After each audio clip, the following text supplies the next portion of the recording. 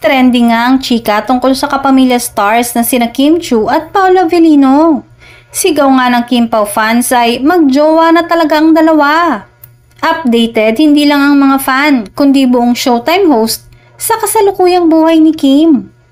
Ang madalas na pangyayari o ganap sa segment ng It's Showtime, kung saan patuloy ang pang-aasar at mga pasabog na biro kay Kim ay may basehan. Kaya daw pala laging inaasar si Kim Chiu sa It's Showtime dahil may mutual understanding na nga itong si Kim sa rumored boyfriend si Paolo Avellino. Bukod sa regular na bonding ng dalawa, ay ang kanilang nag-jogging routine once or twice a week or kung minsan nga ay sabay na nag-workout ang dalawa.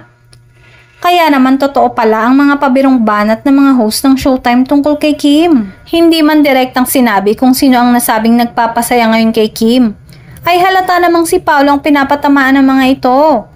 Tila handa na ang kapamilya actress TV host na si Kim na magmahal ulit matapos ang kanyang failed relationship. Marami naman sa mga fans ng actress ang labis na nasisihan dahil makikitang nakapag-move on na umano ito. At anytime soon ay maamin din sa publiko ang tunay na relasyon nila ng aktor na si Paolo.